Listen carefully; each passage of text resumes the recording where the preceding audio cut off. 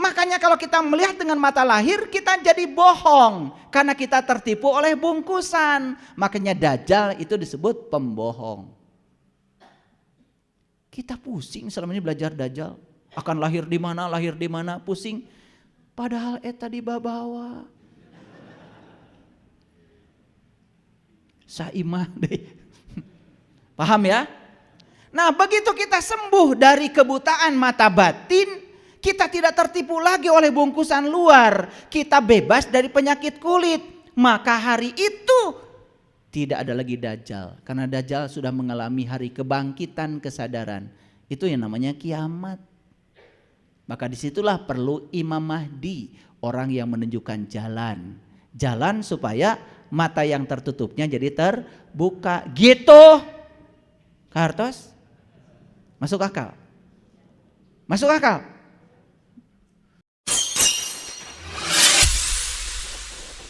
Sesungguhnya awal agama itu adalah makrifatullah, mengenal Allah.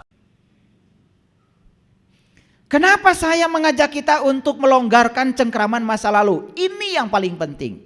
Perhatikan saya. Kalau hari ini kita dicengkram oleh masa lalu, maka kita akan kehilangan berkah saat ini. Semua berkah yang sedang hadir saat ini bersama kita hilang oleh cengkraman masa lalu. Yang kedua, begitu kita bisa melonggarkan cengkraman masa lalu dan berserah diri kita sepenuhnya menerima saat ini tanpa syarat, apa yang terjadi? Masa lalu tidak berkuasa lagi mencengkram kita. Kalau kita sudah hadir di sini saat ini dengan segala berkahnya, terima saat ini tanpa syarat. Yuk, saat ini juga masa lalu kehilangan kuasanya, tidak mencengkram kita lagi. Dan ketika masa lalu kehilangan kuasanya, apa yang terjadi? Dunia keberadaan yang dikaburkan oleh pikiran selama ini terbuka dan menunjukkan diri apa adanya. Apa dunia keberadaan? Dunia kehadiran. Ternyata kita bisa melihat cinta kasih di mana-mana. Kita bisa melihat kehadiran Allah di mana-mana. Pada setiap peristiwa, pada setiap makhluk kita bisa menyaksikan itu. Dan saat kita bisa menyaksikan Allah di mana-mana, sang kehadiran hadir di mana-mana, keheningan mendalam akan muncul di sini. Itu secara tiba-tiba batin kita menjadi hening. Dan ketika batin kita sudah hening, perasaan damai dalam diri kita akan mulai terbit. Dan ketika perasaan damai terbit, sukacita yang besar dalam diri kita akan mengungkapkan dirinya. Dan ketika sukacita yang besar mengungkapkan dirinya, maka kasih dari dalam diri kita akan menyelinap keluar. Dan ketika kasih sudah menyelinap keluar, maka dalam inti kita yang terdalam, kita akan merasakan wajah yang tak berwajah, nama yang tak bernama. Dia yang kudus yang tanpa batas akan hadir. Kita merasa damai bersama dengan Dia. Itu luar biasa. Oke. Paham? Nah, masuk ayat dulu. Kalau nggak pakai ayat nanti nggak percaya. Semua sari-sari yang saya sampaikan tadi itu adalah realitas kehidupan yang saya potret, sekaligus juga pengalaman kehidupan saya yang saya bagikan supaya kita bisa mencapai kedamaian. Yuk kita mulai baca. Surat Al-Balad ayat 1-7 dulu kita pahami. Betul-betul kita pahami. A'udzubillahi minasyaitonirrajim. Bismillahirrahmanirrahim. La uqsimu bihadal balad. Aku benar-benar bersumpah dengan kota ini. Jadi balad itu kota. Ini enggak ada kaitannya dengan kota di dunia manapun, enggak ada. Enggak ada petunjuknya di ayat ini. Karena kota yang dimaksud adalah kota yang indah dan bercahaya di dalam diri setiap kita. Yuk, yang sudah menemukan kotanya, sering berkunjung ke sana. Yang belum menemukan kotanya, segera tinggalkan kampungmu. Maka di Quran surat An-Nisa, catat An-Nisa ayat 66, Allah berfirman, bunuhlah dirimu dan keluarlah dari kampungmu. Itu perintah Quran. Bunuhlah dirimu dan keluarlah dari kampungmu. Jadi untuk keluar dari kampung, dari kegelapan, kebodohan, keegoan, diri palsu, bunuhlah dirimu. Apa yang harus dibunuh? Bunuh identifikasi dirimu terhadap pikiran. Bunuh diri palsumu, bunuh egomu. Cari guru yang bisa membantu kita untuk itu. Dan saat kita bisa keluar dari kampung kita, gak ada jalan lain kecuali kita pergi ke kota. Makanya leluhur kita kalau keluar dari kampung pergi ke kota kan disebutnya juga nyaba. Coba. Bade ka mana ya? Nyaba. Ka mana? Ka Dayeuh. Dayeuh itu kota. Kota tua namanya Dayeuh Kolot. Nah itu. Cari oleh kita. Dalam diri kita tuh ada kota tua luar biasa. Itu kota yang tidak pernah berawal dan tidak akan pernah berakhir. Itu kota abadi dan selamanya akan ada. Bahkan saat saya sudah hancur lebur tubuh saya masih akan tetap di kota itu. Karena kota itu adalah kota abadi, selamanya ada. Tidak kena perubahan kota itu. Makanya di Quran surat At-Tin jelas. Watin wazaitun waturi sinin, kan gitu. Demi tin itu apa? Tin itu adalah lokus pada diri kita, singgasana Allah pada diri kita. Sering disebut sebagai kolbu. Makanya buah tin warnanya merah, putih, betul? Banyak cahaya. Pernah lihat buah tin? Persis buah delima, warna-warni. Jadi leluhur kita itu menyebut buah itu tin, itu anak pengalaman spiritualnya. Ada pengalaman spiritual yang mendasari dia. Oh, buah ini persis seperti yang saya saksikan dalam diri saya. Maka diberi nama tin. Di mana sih watin itu? Watin wazaitun. Ternyata tin itu adanya dalam zaitun. Zaitun, zaitun, zaitun la syarqiyah wala gorbiyah. Zaitun itu bukan dari timur, bukan dari barat. Berarti dari dirimu sendiri. Apa sih zaitun? Nih zaitun ini. Nih zaitun ini. Kendaraan terhebat yang disediakan semesta buat mengantarkan jiwa kepada Allah. Ini zaitun. Watur di sini. Di situ kalau akan menemukan gunung. Gunung itu melambangkan puncak kesadaran. Sering disebut Sidratil Muntaha. Makanya Nabi Musa ketika minta melihat Tuhan, Tuhan pun bertajali di gunung. Bukan di gunung itu, bukan gunung Galunggung, gak nyambung. Tetapi bertajali di puncak kesadarannya. Sama seperti yang dalam Nabi Muhammad. Walaqad ra'ahu nazlatan ukhra inda sidratil muntaha indaha jannatul ma'wa id yaghsha sidrati ma yaghsha. Nabi Muhammad juga menyaksikan pemandangan indah di gunungnya, di puncak kesadarannya. Ini gak bisa diceritakan, harus kalian alami sendiri. Kalau tidak mengalami gak nyambung. Awas, apa yang saya sampaikan disampaikan lagi, kalau belum mengalami kena lagi kaburomaktan tadi, gak ridho Allah. Jangan sok-sokan, baru ngaji sebentar besok udah buka pondok pesantren. Iqra 1-6 aja belum selesai udah bikin rumah tahfiz. Yang bener aja. Ayo lakukan perubahan dari sini. Paham? Lanjut dulu. Watin wazaitun watu risinin. Di situ kau harus menemukan gunung. Wahadal baladil amin. Ternyata di situ kau akan menemukan kota yang aman. Gak ada di dunia kota aman. Di mana? Gak ada. Di bumi ini gak ada kota yang aman. Pencurian tetap ada. Kejahatan tetap ada. Di mana coba? Tunjukkan sama saya.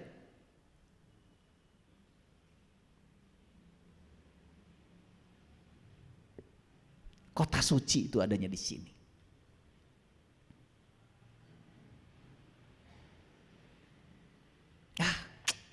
kalau kalian udah bisa memasuki kota itu. Setiap ruang dan waktu, setiap saat. Dah, kalian menemukan kemuliaan di dalam. Dan siapa yang menemukan kemuliaan di dalam, semua yang di luar itu mulia. Siapa yang menemukan kesucian di dalam, semua yang di luar itu suci. Tidak ada benar salah, tidak ada baik buruk. Dia bisa menerima semua hal apa adanya. Keren gak? Keren. Lanjut.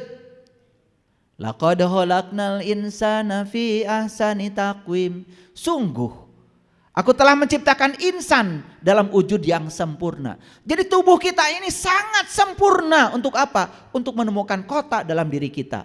Untuk menemukan kota yang aman. Itu kesempurnaannya manusia. Summa rodadnahu asfala safilin. Tapi siapa yang mengaku dirinya manusia, tapi tidak menemukan kota dalam dirinya, jadi aspal. Tahu aspal? Paling rendah derajatnya. Setelah diambil Pertamax turbonya, diambil Pertamaxnya, diambil Pertalite-nya, sisanya aspal. Nasibnya diinjek. Kepanasan gitu, aspal. Jadi kalau sekarang kita menderita, maaf, ini susah. Jangan-jangan kita tidak mengangkat derajat kita sendiri. Kita telah memantaskan diri kita menjadi aspal. Makanya ada kekecualian. Ada kekecualian.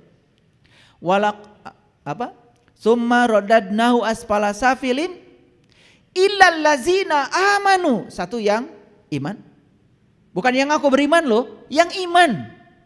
Ciri orang beriman itu sederhana di Quran. Ciri orang beriman itu ingat kepada Tuhannya, karena dia sudah tahu dan kenal pada Tuhan. Illal lazina amanu wa amilus solihat. Dan dia menjalankan amal soleh. Falahum ajrun. Bagi dia ada ajrun. Ajrun itu adalah zat. Zarah. Maka bagi dia ada Allah. Bukan namanya. Bukan af'alnya. Bukan sifatnya. Tapi Allahnya. Goiru mamnun. Abadi. Makanya Allah bersumpah di ayat ini. La uqsimu bihadal balad. Aku benar-benar bersumpah dengan kota ini. Kenapa Allah bersumpah dengan kota? Apa pentingnya kota ini? Saking pentingnya. Lanjut. Wa anta hillun bihadal balad. Dan kamu bertempat di kota ini. Siapa kamu? Siapa kamu? Yang sudah menemukan kotanya. Dia akan bertempat di kota itu. Maaf ya, yang belum menemukan, selamat tinggal di kampung poek.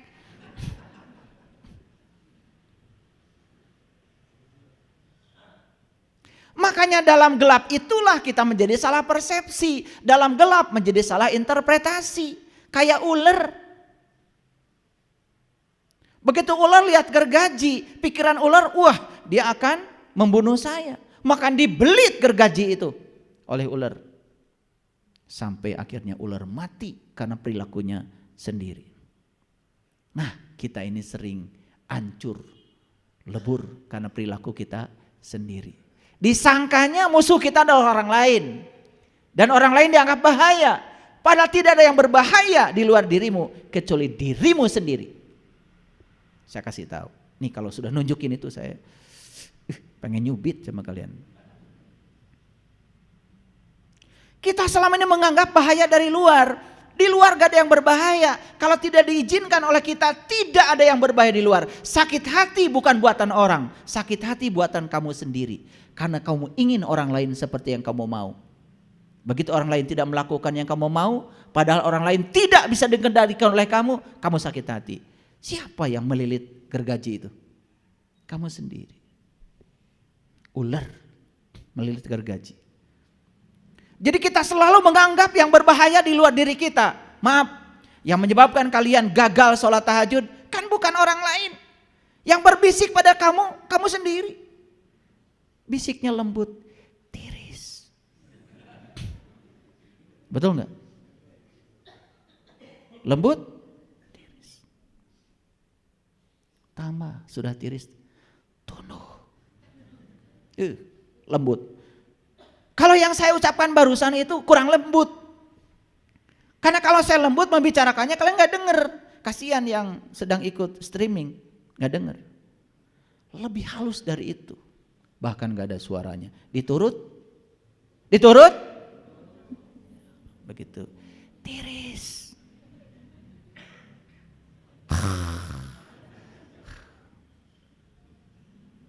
Siapa coba yang jahat pada kita? Ya dirimu sendiri. Dan kita selalu mengarahkan seakan-akan orang lain jahat pada kita. Sampai rumah pun dibenteng karena takut. Orang yang rumah dibenteng itu orang yang kurang cinta kasih. Pagarnya jadi kunci gembok, segede alaihim. Kalau dia punya cinta kasih akan menjaga dia. Kalau di situ setiap orang yang lapar dibagi, orang yang lapar itu akan menjaga dengan cinta kasih kita. Gak usah takut. Orang yang takut itu karena dia tidak punya kebaikan pada lingkungannya. Sehingga takut dirampok, ya karena pelit. Ada di sini juga. Cuma sebagian besar aja. Ayo lihat ayat ini. La uqsimu bihadzal balad. Aku benar-benar bersumpah dengan kota ini. Wa anta hillun bihadzal balad. Dan kamu bertempat tinggal di kota ini. Siapa yang bertempat tinggal di kota itu? Yang sudah tahu cara mencapai kota itu. Tempat tinggalnya di situ. Wajahnya percaya. Sumringah. Banyak duit juga bahagia aja kelihatannya. Iya. Nah lihat ayat berikutnya. Wa walidin wa mawalad. Dan demi bapak dan anaknya. Ini kalau dipahami secara syar'i pusing ayat ini. Baru aja cerita kota. Cerita tempat tinggal kita di kota itu. Tiba-tiba dan demi bapak dan anaknya, kan pusing. Seperti ada loncatan. Tapi kalau dalam bahasa rasa, bahasa spiritual gak ada loncatan. Siapa bapak, siapa anak? Maaf. Bukankah diri kita ini adalah ruhku yang Allah tiupkan ke dalam diri kita? Allah berfirman, "Faiza sawaituhu wa nafakhtu fihi min ruhi." Dan ketika aku sudah sempurna menciptakan tubuhmu, aku tiupkan ruhku.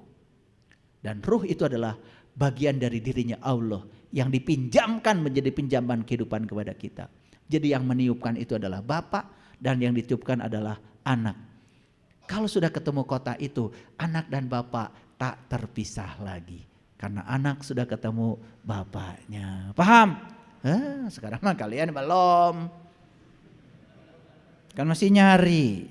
Di mana bapak saya? Kan begitu. Betul apa tidak? Istilah bapak dan anak itu bukan berarti bapak melahirkan seperti di bidan. Ini bahasa sastra ini. Ini bahasa Rob, bahasa Tuhan. Nyambung sekarang. Coba, ada hubungan nggak dengan kota tadi? Jadi kalau kita sudah sampai di kota itu, ibarat tetes air sudah sampai di samudranya. Nah tetes air itu kan masih di perjalanan, Isra masih di sungai. Begitu sampai di samudra, bukan tetes air. Tapi dia menjadi lautan yang gagah. Begitu tetes sampai di samudranya, dia menjadi samudra. Jadi begitu percikan cahaya ilahi sampai di kota itu, dia bukan lagi percikan cahaya, dia sudah menjadi kota itu sendiri. Ketemu gak anak dan bapaknya? Manunggal gak anak dan kotanya? Itu tauhid itu. Kalau sudah masuk ke situ baru berlaku yang namanya hukum sibghatallah.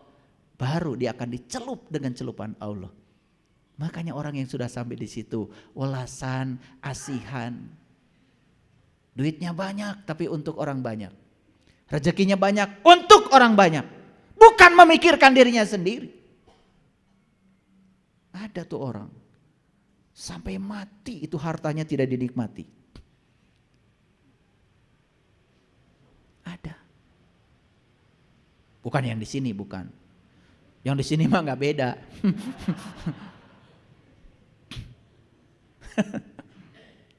Ngerti?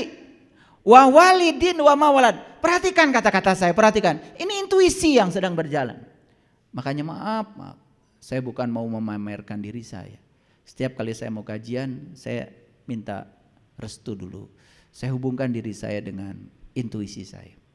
Karena saya punya 5 tubuh. Pertama tubuh spiritual, 2 tubuh intuisi, 3 tubuh mental, 4 tubuh energi, yang kelima adalah tubuh fisik. Dan kalau saya sedang begini, 5 tubuh ini gumulung manunggal menjadi satu. Mohon izin, saya bukan. Jadi, kalau kita udah menghubungkan dengan kecerdasan yang tanpa batas, subhanallah. Al-Quran ini satu ayat pun kalau dibedah itu nggak selesai-selesai, 5-10 jam nggak akan selesai. Tapi karena kita terbatas waktu, ya, maka saya bahas kulit luarnya aja dulu, ya. Semoga ini aja bermanfaat. Paham? Lanjut. Laqad khalaqnal insan fi kabad. Sesungguhnya kami telah menciptakan manusia berada dalam susah payah. Manusia itu begitu. Siapa manusia yang susah payah? Nih saya kasih tahu. Manusia yang belum pernah menemukan kotaknya, sampai kapanpun susah payah. Nete semplek, nincak semplak, itu bahasa Inggrisnya. Serba salah, sholat amak te sholat komo. Gitu.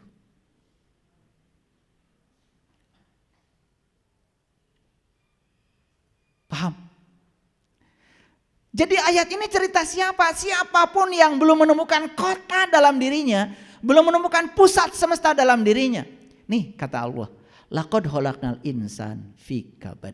Manusia itu susah payah. Cari uang susah payah.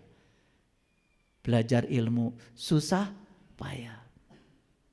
Makanya leluhur kita mengatakan kita itu puncak spiritualnya harus menjadi seperti bayi. Dan bayi itu apa? Bayi itu banyak berkah. Coba bayi itu nangis aja serumah orang datang. Sekarang kalian nangis, siapa yang datang? Nyebelin, nggak lucu. Jadi menjadi bayi itu lucu, ya. Nangis kasih susu, nangis ganti baju, betul nggak? Coba bayi. Arti menjadi bayi itu artinya bukan suci kembali, tetapi berkah semesta datang tanpa upaya. Saya harus buktikan ya sama kalian. Kalau sudah di titik itu, percikan cahaya sudah menyatu dengan asalnya. Tidak ada yang tidak bisa kita lakukan kalau kita mau. Tetapi orang yang sudah sampai di situ justru bebas dari keinginan. Ya, bebas. Sudah nggak pengen apa-apa. Hasbi Allah. Makanya ilmu ini tidak diberikan pada orang yang masih serakah. Ya. Jadi kalau datang ke saya kemudian saya usir, kamu belum. Masih serakah itu artinya. Jangan tanya saya, tanya ya diri kalian sendiri. Karena ilmu agung ini tidak akan diberikan pada orang yang serakah. Apalagi yang masih ngatur-ngatur Allah supaya ngikutin keinginan dia. Gak bisa. Ini ilmu buat mereka yang sudah selesai dari segala keinginan. Tapi justru ketika kita selesai dari segala keinginan, berserah diri kepada Allah, percaya kalau Allah akan ngasih yang terbaik.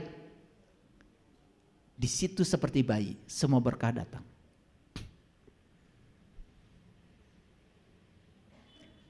Ini ngerti maksud saya? Makanya saya bilang di awal tadi, ini ilmu tingkat tinggi nih, tingkat tinggi ya. Ini tingkat tinggi. Oleh karena itu, saking tingkat tingginya, gak usah bayar.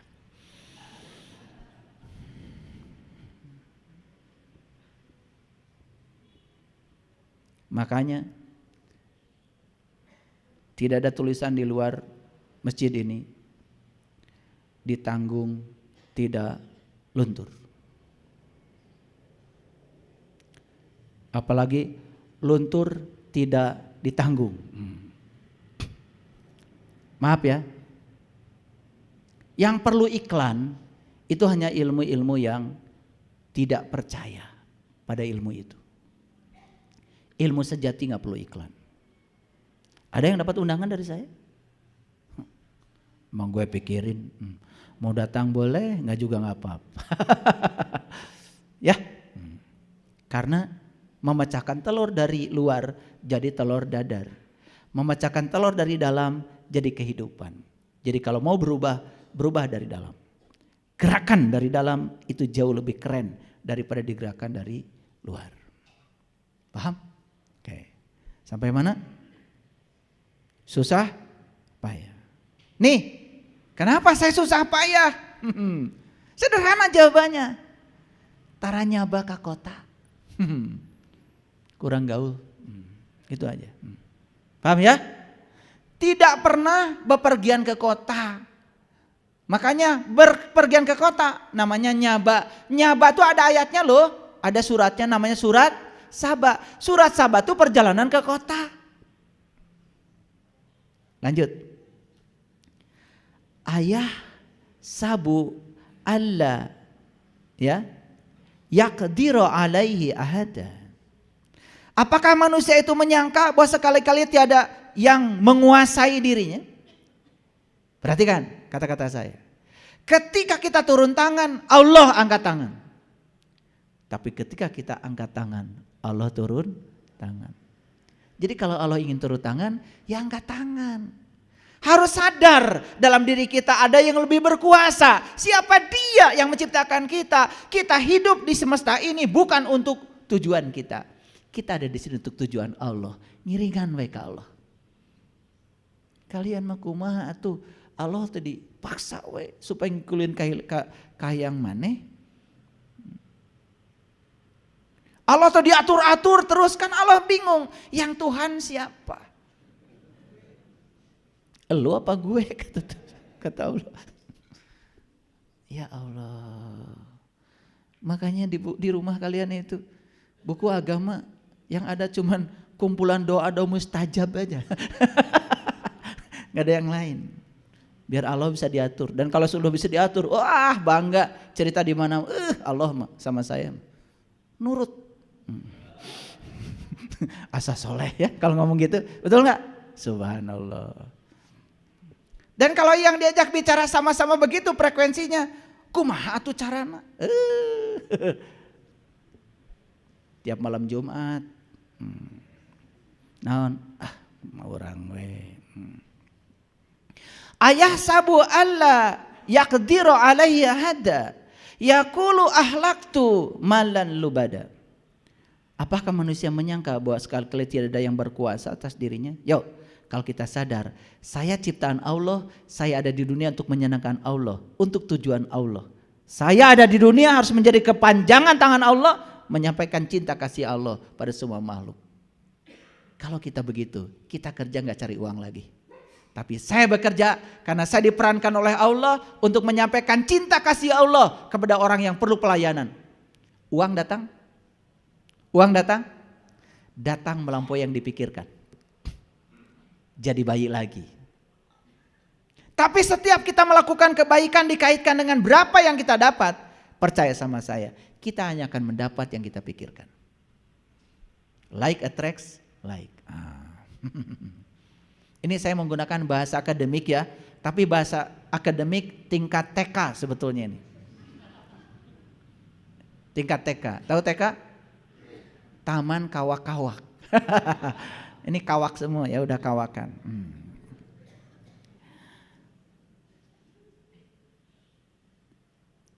Ayah sabu alam yarahu ahadun. Apakah dia menyangka bahwa tiada yang melihatnya? Oke, lanjut. Lalu apa kaitannya nih surat Al-Balad dengan kajian kita hari ini? Lihat selanjutnya. Ini ayat 8 sampai 13. Alam naj'allahu ainain. Bukankah kami telah memberikan kepadanya 2 buah penglihatan? Yuk, lihat saya semua. Bukan 2 mata. Kalau 2 mata ya sudah, kita punya kiri kanan. Mata kita ini 1. Ini untuk melihat yang lahir. Makanya kalau mata ini yang terbuka, cuman melihat yang lahir. Ada satu mata lagi dalam diri kita yang harus dibuka. Itu yang disebut dengan mata jiwa, mata batin, mata qalb. Makanya Allah infokan kepada kita, aku telah berikan kepadamu 2 penglihatan. Penglihatan lahir, penglihatan batin. Clear? Nih saya kasih tahu, siapapun yang hari ini hanya melihat dengan penglihatan lahir akan tertipu oleh bungkus, disangka kongguan padahal ranginang. Betul gak? Makanya kita meributkan Dajjal. Dajjal si mata 1, Dajjal si mata 1. Ari maneh keheula. Jadi si mata 1 itu artinya dia melihat semesta ini cuma dengan mata lahir. Siapapun yang melihat dunia dengan mata lahir, nah eta Dajjal. Kahartos? Makanya kalau kita melihat dengan mata lahir kita jadi bohong karena kita tertipu oleh bungkusan. Makanya Dajjal itu disebut pembohong. Kita pusing selama ini belajar Dajjal. Akan lahir di mana, pusing. Padahal eta di babawa. Saimah deh. Paham ya? Nah begitu kita sembuh dari kebutaan mata batin, kita tidak tertipu lagi oleh bungkusan luar. Kita bebas dari penyakit kulit. Maka hari itu tidak ada lagi Dajjal. Karena Dajjal sudah mengalami hari kebangkitan kesadaran. Itu yang namanya kiamat. Maka disitulah perlu Imam Mahdi. Orang yang menunjukkan jalan. Jalan supaya mata yang tertutupnya jadi terbuka. Gitu. Kahartos? Masuk akal? Masuk akal? Cerita Imam Mahdi lain lagi. Cerita Dajjal lain lagi. Cerita kiamat lain lagi. Kiamat itu artinya bangkit. Siapa yang harus bangkit? Coba. Kalau ada orang sedang berdiri, pernah gak bilang, bangkit, gitu? Oh, bangkit manu labuh. Tuh gak? Kudu berag. Ayo bangkit. Tuh. Jadi bangkit mah keur nu labuh. Jadi kata bangkit itu cocok buat yang sedang terpuruk. Saya kalau sholat kok ingatan saya kemana-mana. Sok atuh bangkit. Kan sholatnya mengingat Allah. Saya kalau ngaji Quran itu saya tenang sekali. Kenapa? Udah gak ngerti. Sok atuh bangkit. Kan kata Quran kalau disebutkan ayat-ayatnya bergetarlah. Iya makalah tenang. Sedangkan kata Quran sendiri orang beriman itu apabila dibacakan ayat-ayatnya itu bergetar, bertambah imannya. Iya mah dibacakan Quran tenang. Alam naj'al lahu ainain. Tenang. Padahal Allah bilang, aku telah memberikan 2 penglihatan loh kepadamu. Lamun ngerti mah apaan? Loh, ari urang ningalina hiji apa 2? Aduh, saya baru melihat hanya lahirnya saja, batinnya belum. Gening Dajjal teh. Gitu. Rawas. Udah ngerti, betul nggak? Alhamdulillah kalian mah anteng. Malah dibagus-bagus. Alam naj'al lahu ainain. Allah. Wa lisanan wa syafatain. Allah. Wa hadainahun najdain. Allah.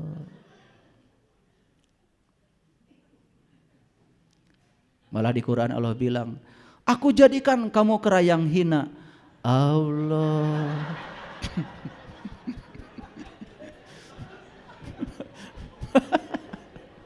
Ada itu ayatnya di surat Al-Baqarah ayat 65 ya. Barang siapa yang melanggar hari Isbat, hari Sabtu. Sabtu itu setelah Jumat. Jadi Jumat itu bergabung, manunggal, ketemu kotanya itu Jumatan namanya. Nah ketika dia sudah sampai di kota itu tapi dia melanggar janjinya, dia melanggar hari Sabtu, hari Isbat. Isbat itu dia melanggar janjinya sendiri. Makanya aku jadikan kerayang hina. Itu Qur'annya begitu. Karena melengking suaranya Allah. Ya kalian itu memang lucu ya. Makanya benar ya, dunia itu laibun walahwun. Lahawa jadi lawakan. Jadi lawak itu dari bahasa Arab, dari lahawa, lawak. Memang dunia ini penuh dengan kelucuan, ya toh? Aku jadikan kamu yang hina, kerayang hina. Allah. Luar biasa. Saya kalau baca Quran, ini jantung itu duk. Aduh kalau baca Quran. Apalagi kalau baca surat Al-Waqiah. Falaula idza balagatil hulqum wa antum hina idzin tanzurun wa nahnu aqrabu ilai minkum walakin la tubsirun. Ketika nyawa sampai di kerongkongan, saat itu kamu harus melihat. Aku lebih dekat kepada kamu. Tapi mengapa kamu saat itu tidak melihat? Wah, saya nggak bisa tidurnya 3 bulan. Wah, di sini bergejolak. Nanti kalau saya mati, saya melihat atau tidak melihat? Kalau saya harus melihat, apa yang harus saya lihat? Dengan mata mana saya harus melihat? Kepada siapa harus berguru supaya saya bisa melihat? Dan kalau saya mati tidak melihat, apa jadinya dengan nasib saya di kematian itu? Wah, bergetar tuh saya. Itu cuma baca ayat itu aja. Coba kalau yang nggak ngerti. Falaula idza balagatil hulqum Allah wa antum hina idzin tanzurun Allah wa nahnu aqrabu ilai minkum Allah walakin la tubsirun Allah. Beres nggak? Tenang.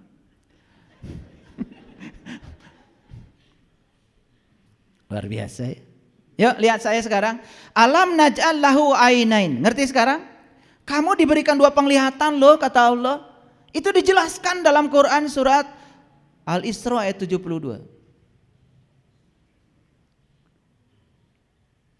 Barang siapa yang buta di dunia mata kolbunya, maka di akhirat dia akan lebih buta dan jalannya jadi sesat. Wa man kana fi hadhihi a'ma wa huwa fil akhirati a'ma wa adallu sabila. Jelas sekali. Ayat itu mendukung ayat ini bahwa kita diberi 2 penglihatan. Walisanan wa syafatain. Yuk lihat saya. Saya punya 2 bibir. Bibir atas, bibir bawah. Dan saya punya 1 lidah. Bibir atas, bibir bawah bukan salah benar. Bibir atas dan bibir bawah bukan baik buruk. Tapi bibir atas dan bibir bawah ini menari dari tadi, yang menyebabkan saya bisa mengeluarkan suara yang dimengerti oleh kalian. Coba saya tidak punya bibir atas.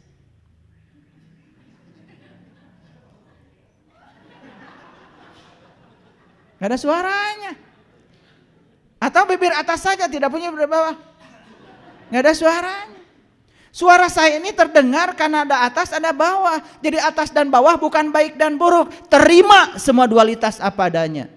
Ikuti tarian semesta. Lidah ini bisa menari dengan sempurna. Keluar kata-kata yang bisa dimengerti. Itu kaitannya dengan tadi kecerdasan. Kecerdasan itu adalah kemampuan untuk bisa menerima dan beradaptasi dengan perubahan. Oke? Wahadainahu najdain, dan kami telah menunjukkan kepadanya 2 jalan. Hati-hati. Allah menunjukkan 2 jalan, tapi Allah tidak nyuruh kita memilih salah satu jalan. Malah Allah menawarkan jalan yang berbeda. Allah mengatakan, "Fala aqtahamal aqabah." Tidakkah engkau menempuh jalan mendaki? Wa ma adraka mal aqabah. Tahukah apa jalan mendaki itu? Fakkur raqabah, bebaskan kamu dari perbudakan. Ada 2 jalan, tetapi tidak disuruh mengambil salah satu jalan.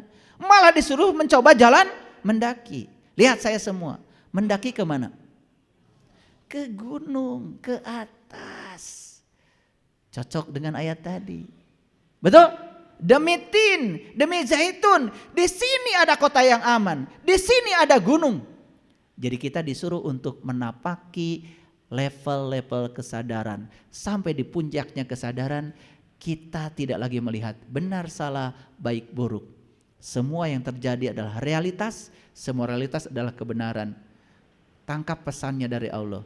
Maka kita tidak terjebak, menendang dan mencengkram lagi. Itu yang disebut dengan merdeka. Jadi sebetulnya kita semua selama ini hidup diperbudak oleh dualitas. Diperbudak benar salah. Ini kawan, ini lawan. Betul? Ini teman, ini musuh. Wah, hidup kayak gitu. Coba, orang yang baik kepada kita teman. Orang yang tidak baik kepada kita guru, sama-sama teman. Coba, terima semua apa adanya. Keren. Orang yang pelit, sahabat. Yang baik, sahabat.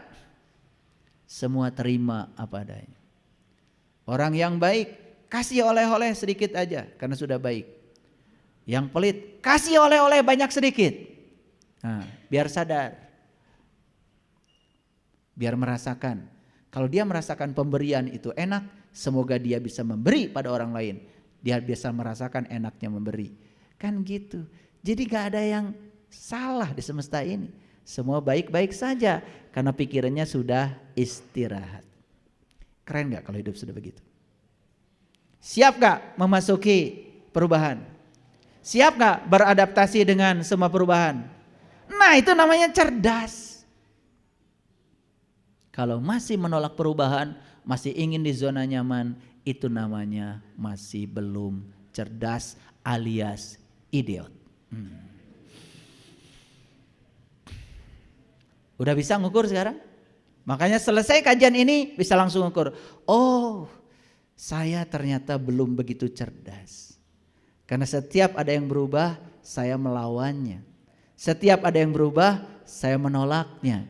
Karena pikiran saya tidak rela untuk melepaskan semua identifikasi saya dengan pikiran saya. Itu yang membuat kita hidup menderita. Itu jadi sumber penyakit. Akibatnya ruhaninya kita keruh, fisik kita pun sakit. Berbagai macam penyakit datang tanpa diundang. Seakan-akan tanpa diundang, bukan? Padahal kita telah mengundangnya. Cuman kita tidak merasa kalau kita menyebarkan tamu undangan. Gitu aja. Sampai sini clear? Oke. Keren gak Quran surat Al-Balad? Oh, keren. Ayat selanjutnya. Ya. Atau memberi makan pada yang kelaparan. Jadi setelah kita tadi naik, mendaki, membebaskan diri dari perbudakan, cukup? Belum. Kata Allah, berilah makan yang kelaparan. Berilah makan pada hari kelaparan. Siapa yang kelaparan? Siapa yang kelaparan hari ini? Siapa? Jangan ngarang. Ayat selanjutnya. Yatiman da makharobah. Yatim yang ada hubungan kerabat. Jadi yang lapar sekarang itu adalah yatim. Siapa yatim? Yatim itu yang tidak dilahirkan. Siapa yang tidak dilahirkan? Yang tidak dilahirkan adalah jiwa kita. Tubuh dilahirkan, ada ayah ibunya. Tapi jiwa tidak dilahirkan. Kata Quran, jiwa itu ditiupkan. Siapa yatim? Yang tak beribu, yang tak berbapa. Jadi yatim itu sebetulnya adalah jiwa kita. Nih jiwa kita hari ini kelaparan. Kenapa? Bertahun-tahun tidak dipedulikan. Karena kalian cuma ngasih makan tubuh saja, tapi jiwa nggak dikasih makan. Jiwa itu adalah nur, makanan jiwa adalah nur. Karena jiwa jarang pergi ke kota. Yuk, nanti kalau sudah punya ilmunya, ajak jiwa ke kota. Banyak makanan di sana. Makanan jiwa, indah sekali. Makanya Nabi Ibrahim ketika melakukan pencarian, kan ketemu bintang, ketemu bulan, ketemu matahari, betul? Nabi Muhammad ketika melakukan pencarian ketemu An-Najm, bintang juga. Betul? Luar biasa. Itulah yang disebut dengan kota yang aman. Atau kepada orang miskin yang sangat fakir. Siapa orang miskin? Saking jiwa ini tidak pernah disantuni, akibatnya jiwa ini menjadi miskin, fakir, gak terurus. Maaf ya, maaf. Kalau saya melihat jiwa-jiwa ada di sini, kasihan. Gak terurus. Kalian cuma makan ini aja, ya, mulut fisik ini yang dikasih makan, tapi mulut jiwa sampai sekarang boro-boro ngasih makan, mulutnya aja sampai sekarang gak tahu sebelah mana. Betul apa tidak? Kadang-kadang suka GR ya. Kalau dengar pengajian, lagi apa ibu? Ini lagi santapan ruhani. Aduh. Pengajian kayak gini, ini santapan pikiran. Santapan rohani bukan begini. Kan yang sedang saya ajak bicara pikiran. Kalau santapan jiwa tuh jiwa makan. Kapan itu? Nah, itu harus tahu ilmunya. Cari dulu mulutnya sebelah mana, cari makanan bagi jiwa apa. Kasih makanan yang bernutrisi. Kalau jiwanya bernutrisi, tumbuh jiwanya secara dewasa. Maka orang yang jiwanya tumbuh cerdas. Nah, ciri orang yang tumbuh jiwanya, maka dia punya kemampuan adaptasi terhadap perubahan. Biarkan dunia berubah, biarkan datang dan pergi. Dia jadi penonton aja. Keren. Keren gak kalian hari ini? Belum. Enak aja.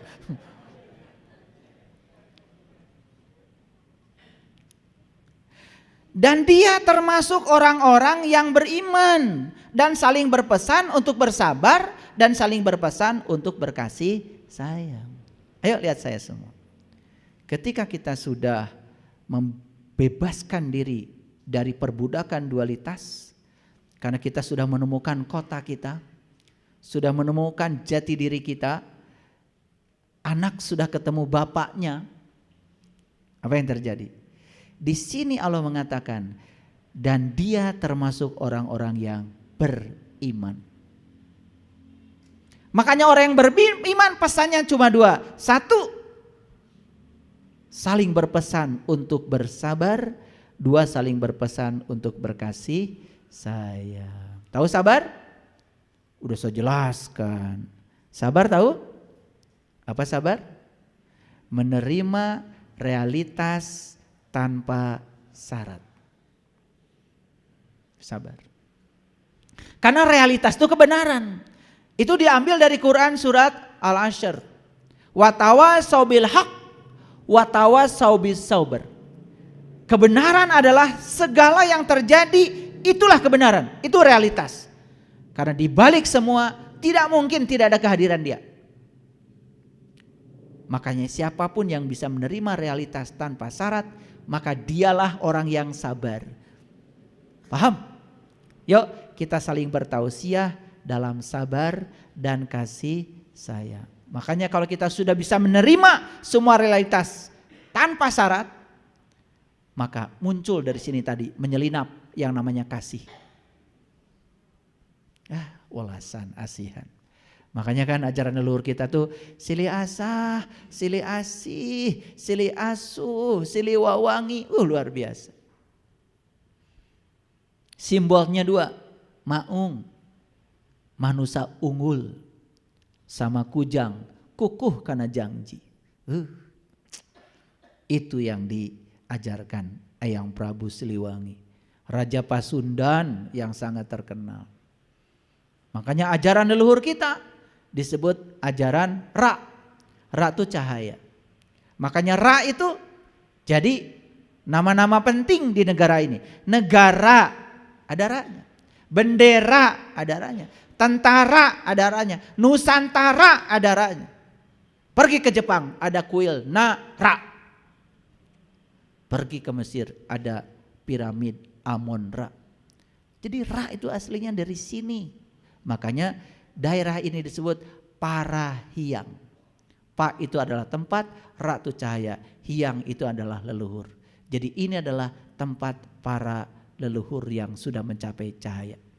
Makanya ajarannya adalah Sunadayana. Su itu artinya abadi atau besar, na itu artinya api, da itu besar. Jadi su itu artinya keabadian, na itu artinya adalah api, da itu besar. Jadi sebetulnya cahaya abadi yang besar. Cahaya abadi yang besar sering dikaitkan dengan matahari. Jadi sebetulnya Sunada yang kemudian jadi Sunda dianggap oleh orang yang nggak tahu itu nama etnis. Bukan. Sunda itu artinya matahari.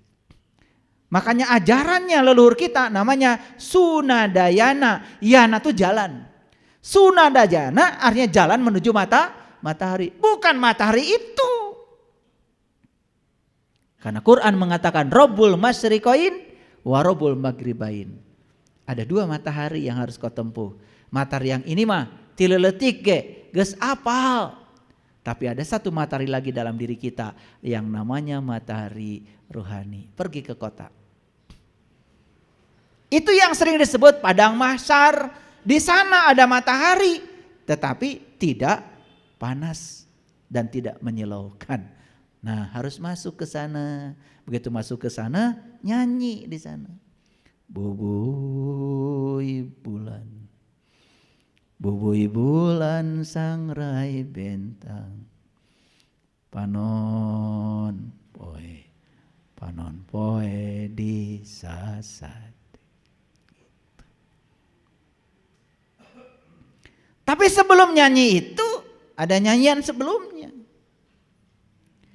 Mesat ngapung luhur jauh di awang-awang. Meberkeun jangjangna bangun taya karingrang. Nabi Muhammad juga katanya Isra Mi'raj pakai buruk. Ada jangjang dong. Betul? Leluhur kami di sini sama pakai manuk dadali. Kade lain helang.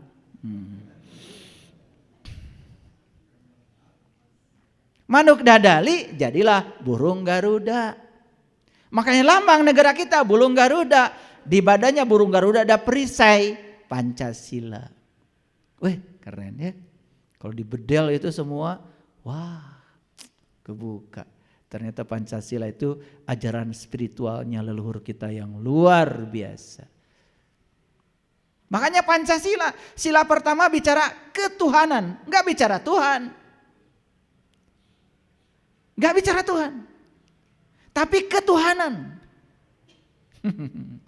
Semua orang juga bisa bicara Tuhan, tapi ketuhanan belum tentu. Kalau ketuhanan itu memanunggal, menyatu dengan Tuhan. Jadi beda Tuhan dan ketuhanan. Dua, kemanusiaan. Gak cerita manusia kok Pancasila, kemanusiaan. Karena nilai tertinggi dari manusia adalah kemanusiaannya. Kan banyak manusia yang kehilangan kemanusiaannya. Kan jadi binatang. Betul gak? Orang lain karena kehel, bunuh. Beda keyakinan, bunuh.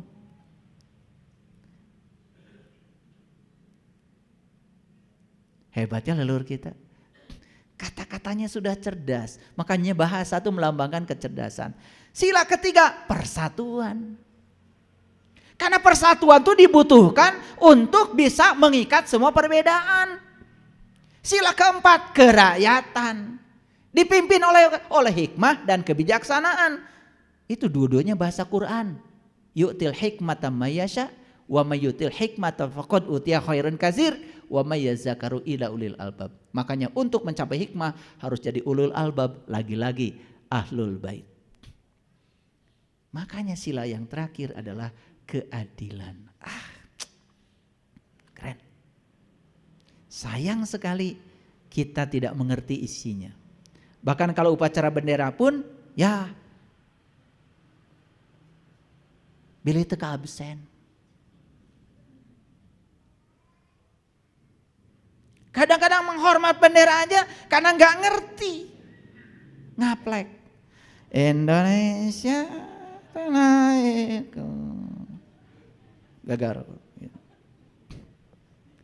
Karena kita tidak tahu merah putih itu apa. Merah putih itu darah. Merah putih itu adalah awal kehidupan. Purwadaksina asal muasal kita. Merah putihnya bendera Indonesia sangat berbeda maknanya dengan merah putihnya bendera bangsa lain. Karena kultur kita yang membedakan. Hormat itu. Indonesia tanah airku, tanah tumpah darahku. Di sanalah aku berdiri, jadi pandu ibuku. Siapa ibumu itu? Bumi ini ibu kita. Semua kita dilahirkan oleh bumi ini. Bapak kita adalah matahari. Betul? Apakah ayah ibu kita bisa mengeluarkan sperma kalau tidak makan? Dari mana makanan itu? Dari bumi. Hasil kerja daya sambung semesta. Ibu dengan bapak. Bapaknya adalah matahari. Gak ada matahari, gak ada beras. Gak ada jagung. Gak ada ikan, gak ada daging. Betul? Suka nyanyi lagu Indonesia Raya? Gak sadar lagi. Jadi pandu ibuku, Indonesia kebangsaanku, bangsa dan tanah airku. Marilah kita berseru, Indonesia bersatu. Hiduplah tanahku, hiduplah negeriku, bangsaku, rakyatku semuanya. Bangunlah jiwanya, bangunlah badannya untuk Indonesia Raya. Indonesia Raya merdeka, merdeka, tanahku, negeriku yang ku cinta. Indonesia Raya merdeka, merdeka, hiduplah Indonesia Raya. Luar biasa. Itu lagu spiritual, itu doa. Doa bangsa kita itu.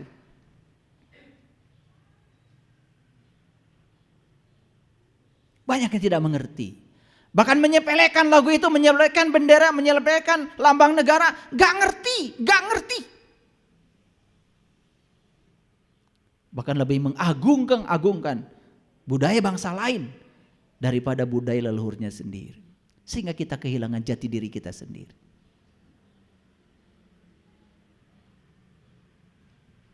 Bapak Ibu, kok saya hari ini ingin mengajak kita semua untuk bangkit. Ya, sebentar lagi kita akan pesta demokrasi, berpesta saja dengan penuh sukacita. Beda pilihan, ya sah. Hormati perbedaan, hargai perbedaan. Tidak usah berantem karena perbedaan. Ya, yuk kita rayakan pesta demokrasi ini dengan penuh sukacita. Jangan berantem. Aduh. Yang rugi kita sendiri. Apalagi sampai bakar-bakaran. Saya pernah itu dulu. Dulu ini sejarah ya. Saya diundang kajian itu di suatu tempat. Begitu sebelum kajian, saya di briefing dulu oleh tim panitia. Ya. Awas, di sini markasnya capres ini. Kalau Anda nanti ya berbeda, tidak mendukung capres ini, nanti Anda nggak bisa pulang. Wah, dikiranya saya bermental seperti itu. Ya udah, saya jadi wasit aja. Saya ceramahnya tidak ada kaitan dengan politik. Karena saya datang ke dunia ini untuk menyatukan dan melatih untuk menghargai perbedaan. Oke. Indah gak? Indah gak ayat Quran tadi? Terasa indahnya sekarang? Siap untuk menjadi orang cerdas? Siap? Oke. Ulangi lagi, siapa orang cerdas itu? Yang mampu beradaptasi dengan perubahan. Oke? Oke. Suami dulu ganteng? Sekarang? Tambah ganteng. Bagus. Istrinya dulu cantik? Sekarang? Tambah cantik. Keren itu, siap menerima perubahan. Ya, udah, terimalah ya pasangan hidup kita, manusia terhebat di semesta yang dipasangkan untuk kita. Kita tidak akan menjadi kita yang hari ini kalau pasangan kita bukan dia. Keren bukan? Keren. Baik, saya kira itu saja yang bisa saya sampaikan hari ini. Semoga kuliah kita hari ini memberikan semangat baru, ya, semangat baru. Dan saya yakin ya para sahabat semua punya semangat untuk terus menjadikan hidup ini lebih bermutu dan berkualitas. Terima kasih. Assalamualaikum warahmatullahi wabarakatuh.